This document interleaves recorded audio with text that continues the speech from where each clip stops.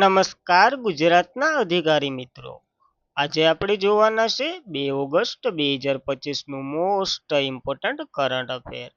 તે પહેલાં ખાસ કરીને ચેનલ ઉપર નવા હોય તો ચેનલને સબસ્ક્રાઇબ કરી દેવી, વિડીયો પસંદ આવે લાઈક કરવો અને તમારા મિત્રો સુધી અવશ્યથી શેર કરી દેવો. તો ચલીએ આજના ઇમ્પોર્ટન્ટ ક્લાસની આપણે શુભ શરૂઆત કરી દઈએ. તો વિશ્વ માનવ તસ્કરી વિરુદ્ધ દિવસ 2025 ક્યારે મનાવવામાં આવ્યો? તો 30 જુલાઈએ મનાવવામાં આવે અને જુલાઈનો અંતિમ દિવસ છે. તો આપણે બધા દિવસો પર જોઈ લેવું. તો વિશ્વ માનવ તસ્કરી વિરુદ્ધ દિવસ. વિશ્વ માનવ તસ્કરી વિરુદ્ધ દિવસ દર વર્ષે 30 જુલાઈએ ઉજવવામાં આવે. તેનો ઉદ્દેશ્ય માનવ તસ્કરી વિશે જાગૃતિ લાવવા, પીડિતોના અધિકારોનું રક્ષણ કરવું. તેની સ્થાપના સંયુક્ત રાષ્ટ્ર એટલે કે યુએનના ઠરાવ દ્વારા કરવામાં આવી હતી. 2014ના રોજ પ્રથમ વખત આપણે ઉજવ્યો હતો. આની થીમ માનવ તસ્કરી સંગઠન ગુના છે અને શોષણનો અંત લાવો. તો ખાસ કરીને ઇમ્પોર્ટન્ટ દિવસ છે, યાદ રાખવો. હવે જુલાઈના દિવસો જોઈ લઈએ. 1 જુલાઈ રાષ્ટ્રીય ડોક્ટર દિવસ, જીએસટી દિવસ, આ સાથે જ રાષ્ટ્રીય ટપાલ કામદાર દિવસ. 2 જુલાઈ વિશ્વ રમતગમત પત્રકારત્વ દિવસ. 5 જુલાઈ આંતરરાષ્ટ્રીય સહકારિતા દિવસ, એ પ્રથમ શનિવારે ઉજવવામાં આવે જુલાઈના. 6 જુલાઈ વિશ્વ જુનોસિસ દિવસ અને વિશ્વ ગ્રામીણ વિકાસ દિવસ. 10 જુલાઈ વિશ્વ ઉર્જા સ્વાતંત્રતા દિવસ અને રાષ્ટ્રીય મત્સ્ય ઉદ્યોગનો દિવસ. 11 જુલાઈ વિશ્વ વસ્તી દિવસ. 15 જુલાઈ વિશ્વ યુવા કૌશલ્ય દિવસ. 17 જુલાઈ આંતરરાષ્ટ્રીય ન્યાય દિવસ. 18 જુલાઈ આંતરરાષ્ટ્રીય નેશનલ મંડેલા દિવસ. 20 જુલાઈ વિશ્વ સેસ દિવસ અને આંતરરાષ્ટ્રીય ચંદ્ર દિવસ પર ઉજવવામાં આવે છે. 20 જુલાઈએ રાષ્ટ્રીય ધ્વજ દિવસ. 22 જુલાઈ વિશ્વ મગજ સ્વાસ્થ્યનો દિવસ. 23 જુલાઈ રાષ્ટ્રીય પ્રસારણ દિવસ. 24 જુલાઈ આવકવેરા દિવસ. 25 જુલાઈ આંતરરાષ્ટ્રીય ન્યાય સુખાકારીનો દિવસ. 26 જુલાઈ વિશ્વ મેઘરુ દિવસ અને કારગિલ વિજય દિવસ. 28 જુલાઈ વિશ્વ હિપેટાઇટિસ દિવસ. 29 જુલાઈ આંતરરાષ્ટ્રીય વાઘ દિવસ અને 30 જુલાઈ આપણે વિશ્વ માનવ તસ્કરી વિરુદ્ધ દિવસ ઉજવ્યો. તો યાદ રાખવા આ જુલાઈના આખા ઇમ્પોર્ટન્ટ દિવસો. ત્યારબાદ પિક્સલ વર્સેલ એવોર્ડ 2025 કયા દેશના યાન્તાંગ પેંગલાઇન્ટ આંતરરાષ્ટ્રીય એરપોર્ટને મળ્યો? તો ચાઇનાનું એરપોર્ટ છે, તો નામ આવું જ હશે. તો પિક્સલ વર્સેસ એવોર્ડ 2025 ચીનના યાન્તાંગ પેંગલાઇન્ટ આંતરરાષ્ટ્રીય એરપોર્ટ ટર્મિનલ 2 ને વિશ્વની સૌથી સુંદર એરપોર્ટ તરીકે તાજ પહેરાવવામાં આવ્યો, જે સિંગાપુરના સાંગી એરપોર્ટ સહિત પ્રખ્યાત વૈશ્વિક હબને પાછળ છોડી અને પ્રથમ નંબરે આવ્યું છે આ વખતે. કારણ કે દર વખતે ચીનનું સાંગી એરપોર્ટ જ હોય છે, સિંગાપુરનું. અને આ પુરસ્કાર 2015થી યુનેસ્કો દ્વારા આપવામાં આવે છે. આ એવોર્ડ સૌંદર્યલક્ષી સ્થાપના, પર્યાવરણની ચેતના અને જે શું કહેવાય મુસાફરોના અનુકૂળ ડિઝાઇનને મિશ્રિત કરવાથી પ્રકાશિત થાય છે. ટૂંકમાં સૌથી સુંદર જે એરપોર્ટ હોય ને એને આ એવોર્ડ મળે છે. આ વખતે પેંગલાઇટ એરપોર્ટ જે ચીનનું છે એને મળ્યો, યાદ રાખવું. ત્યારબાદ ભારતની પ્રથમ ખાનગી એઆઈ યુનિવર્સિટી કયા રાજ્યમાં શરૂ કરવામાં આવી છે? તો ઉત્તર પ્રદેશમાં શરૂ કરવામાં આવી છે આ યુનિવર્સિટી. મુખ્યમંત્રી યોગી આદિત્યનાથે શનિવારે ઉત્તર પ્રદેશના ઉત્તરાવામાં ભારતની પ્રથમ ખાનગી આર્ટિફિશિયલ ઇન્ટેલિજન્ટ બહુશાખિક યુનિવર્સિટીનું ઉદ્ઘાટન કર્યું. આ યુનિવર્સિટી ચંદીગઢ યુનિવર્સિટી દ્વારા સ્થાપિત કરવામાં આવી છે, તો યાદ રાખવું. અહીંયા રાજ્યનું શિક્ષણ, સુરક્ષા, કૃષિ, વહીવટી, ઉદ્યોગ સહિત અનેક ક્ષેત્રમાં આર્ટિફિશિયલ ઇન્ટેલિજન્સનો ઉપયોગ કરી અને શીખવાડવામાં આવશે. એઆઈ પ્રયાગ યોજના હેઠળ આને સ્થાપવામાં આવી, જે ઉત્તર પ્રદેશ સરકાર દ્વારા શરૂ કરવામાં આવેલી હતી મે 2025માં જ. આનો ઉદ્દેશ્ય AI, machine learning, data analysis, cyber સુરક્ષા જેવા 10 લાખ લોકોને તાલીમ આપવાનું છે અને એને જ આમાં ડાયરેક્ટ નોકરી અથવા તો શું કહેવાય તાલીમમાં વારો આવશે. તો ખાસ ઇમ્પોર્ટન્ટ ધરાવે, બંને સંકલિત છે, તો યાદ રાખવું.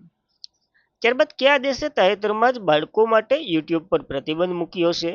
ઓસ્ટ્રેલિયાએ આવું કર્યું છે. એમાં ખાસ ઉંમર યાદ રાખવાની, 16 વર્ષથી નીચેના વયના બાળકો માટે.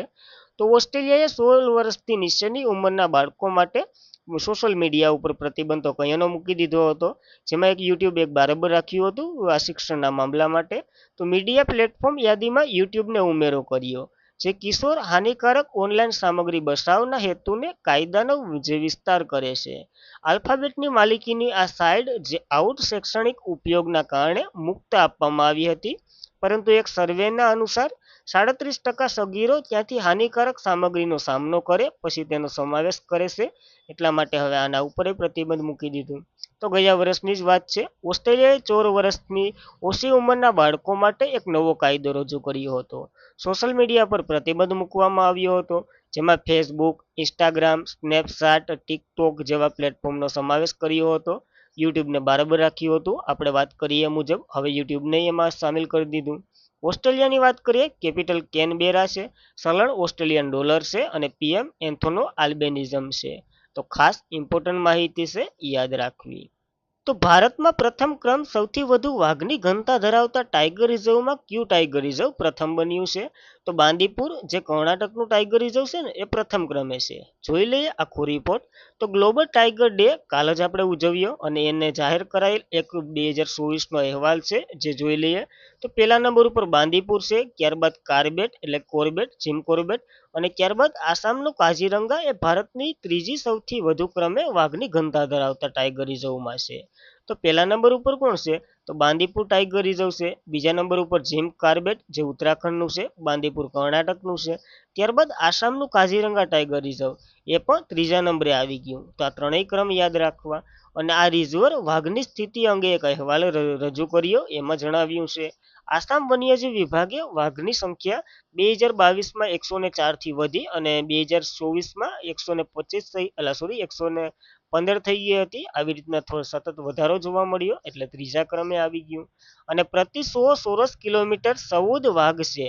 અને ભારતની સૌથી વધુ વાઘની વાત કરીએ ને, તો મધ્યપ્રદેશમાં છે. 785 જેટલા વાઘો છે. તો ખાસ આ ડેટા યાદ રાખવો. બીજા વાઘને સંકલિત આપણે કાલ જોઈ ગયા હતા, એનો દિવસ ઉજવ્યો હતો, તો એ પણ જોઈ લેવું. કયું રાજ્ય MS સ્વામીનાથન સન્માન 7 ઓગસ્ટને ટકાઉ કૃષિ દિવસ તરીકે ઉજવશે? તો મહારાષ્ટ્રએ આ જાહેરાત કરી, જે ઉજવવાનું છે. મહારાષ્ટ્ર રાજ્યએ તાજેતરમાં જ હરિયાળી ક્રાંતિના શિલ્પી ભારત રત્ન ડોક્ટર MS સ્વામીનાથનની જન્મ શતાબ્દી નિમિત્તે દર વર્ષે 7 ઓગસ્ટને ટકાઉ કૃષિ દિવસ તરીકે ઉજવવાની જાહેરાત કરી. અને રાજ્યના કૃષિ મંત્રી માણિકરાવ કોટેકે આ નિર્ણય લીધો અને જણાવ્યું કે આપણે આવી રીતના કરવાનું છે. MS સ્વામીનાથનની વાત કરીએ, તેમણે 2024માં ભારત રત્ન મળેલો છે. 7 ઓગસ્ટ 1925માં તે તમિલનાડુમાં એમનો જન્મ થયો હતો. UNEPના તેમના આર્થિક ઇકોનોમીના પિતા કહ્યા છે.